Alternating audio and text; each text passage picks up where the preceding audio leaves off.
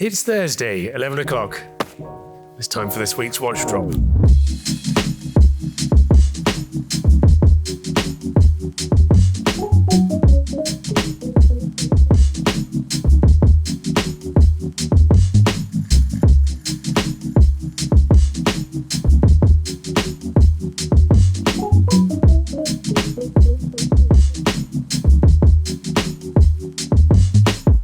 Last week, there were a couple of choice comments about our video.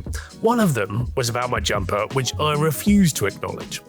The other one was that we talk about Patek too much, and I don't understand. But in acknowledgement of that comment, we're going to talk about some absolute shit today.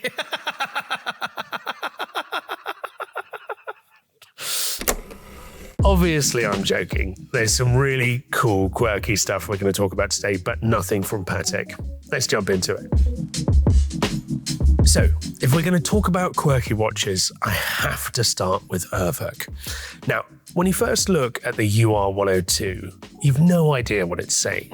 I'm going to tell you how to read the time on this thing because I think it's exceptionally cool. Urwerk have a style of their own, and this one is no different at all. However, I think it's probably more wearable than most of the watches they create. This has it's like a parking meter dial, I suppose, which sounds a bit strange, which as the day goes by, you have each of the hours enter into the window of visibility, and you have the minutes represented by where that hour is pointing. It sounds really difficult to read. It's actually the most natural thing. And aside from all of that, I do think the blue and the white on this works so well. You've got that amazing sunburst blue, which just has that contrast with the white, and you've even got this little pop of sort of yellowy green on there as well. It's a really cool watch. It's a really cool watch. I really, really enjoy it.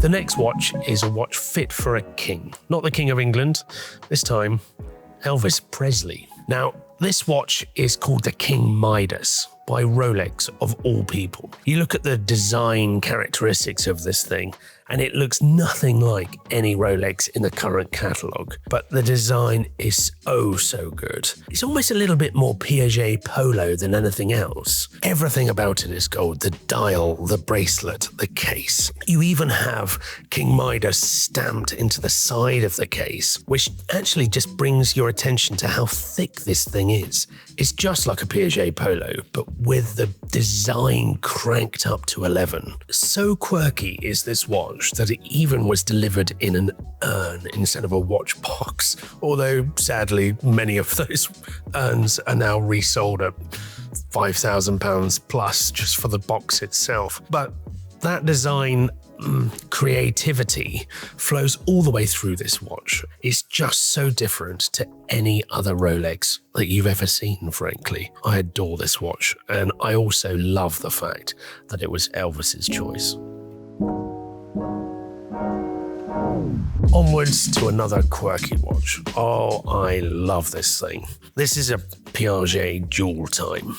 My word. If you're someone that travels a lot, or if you are someone with family or friends in a different time zone, I love the way this watch enables you to understand really quickly what time it is where you are and what time it is where they are. I've traveled with Piaget dual time watches before, and I just find them so effortlessly useful but beautiful as well. This watch has not one but two manual wind calibers in there. I think it's a 6p movement, which is tiny, super thin, and they're stacked side by side. So you actually get this sort of really interesting moment at the start of the day where you're sort of winding the watch and then you're turning it around and then winding the other side. Oh, it's so cool. But I really like yellow gold and black, and two watches on the face of the dial. It's perfect. You don't need anything else. I really hope this watch finds a really good home because it's very special indeed. We've spoken in the past about Ralph Lauren slim Classique watches. And here's another one. Oh my goodness me. This is a 38mm white gold. You've got that beautiful guilloche. You've got the amazing Breguet hands, a very minimalist text on the dial. I'd implore you to go and check out Justin Haast's video on these watches because they're just, I think, an unsung hero in fine dress watchmaking. I really think that Ralph Lauren, coupled with Piaget, they made the Altiplano movement that's in this watch. I think it's an absolutely brilliant watch. I really do. I love the knife edge case. I love the guilloche. I love the extents that they went to make sure this thing was every bit the dress watch that anyone could ever need. Really, really special watch.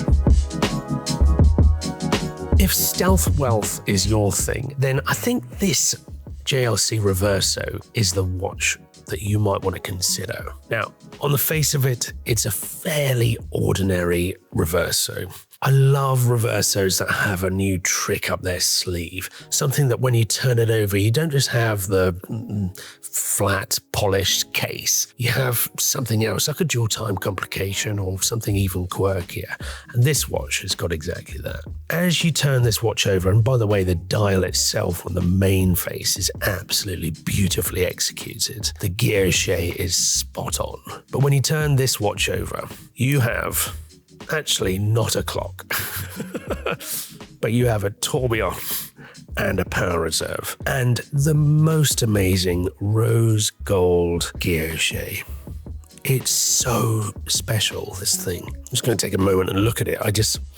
Every time you catch it in different lights, you see different things, but there's just a lot to look at and different patterns in the finishing, blued screws, and an amazing tourbillon. It's such a nice thing knowing what's on the other case side and something that really only you and people that you invite to see know about. It's a really, really special watch. For the next watch, I challenge you to find a better value cloisonné enamel hand-finished dial. Ulysse Nardin have these series of watches that are produced in such small numbers, but with such attention to detail. This watch is no exception. The picture is a fairly moody sky with a beautiful ship painted on it. There's probably a name for the ship that I don't know about, but regardless of the picture, the colors and the tones of the blues of the sea and the sky and the clouds, all captured within this rose gold case. My word, those colors complement each other so well. And this is a hand-finished, handmade, crafted, artisanal piece of art that you can wear on your wrist. All that without having to spend Patek money. An amazing watch. Continuing the subject of quirky watches, I'm going through a bit of a phase of loving Parmigiani Floria, particularly the newer versions. The characteristic that resonates so much with me is the use of colors in the dial. This is a kind of teal, but it's a pastel-y, bluey green. It fills out the dial, the case so well. I've talked before about the Tonda and how comfortable and wearable the shape of the case is and the comfort of the bracelet. But I've never been hands-on before with a chronograph, and this is a limited run of 100 pieces that is so subtle. You still get to see all of that color and all of the intricacy of the guilloche, which is really subtle, but in certain lights you get to enjoy it. But ultimately this is about comfort, execution, and something that's just a little bit different. I really enjoy this watch. We seem to be going through a bit of a phase here at Subdial where every week we're uncovering another dress watch, yellow gold from Vacheron Constantin. This week is no exception. The reference number escapes me. I think it's 33076. The thing I love about these watches is just the undeniable value proposition of them. There's so much craftsmanship in it, so much value.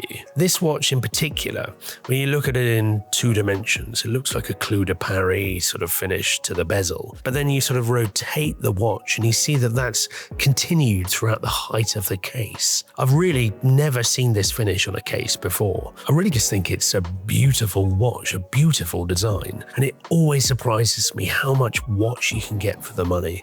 This is an amazing, amazing watch that expresses your characteristics, your ability to hunt out these gems and wear them and enjoy them in a way that no one else that you're going to meet on the street or in a watch get-together is going to be able to do.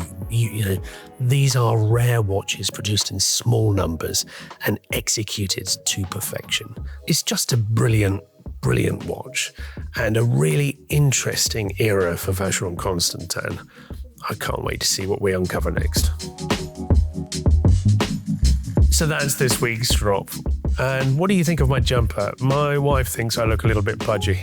Anyway, on watches, I hope you've enjoyed the drop. It's a little bit quirky, a little bit different. No Patek, as promised, but I really do implore you to go hit the website and check them out because there's some really cool pieces in there. Anyway, thanks again for watching, and we'll see you next week.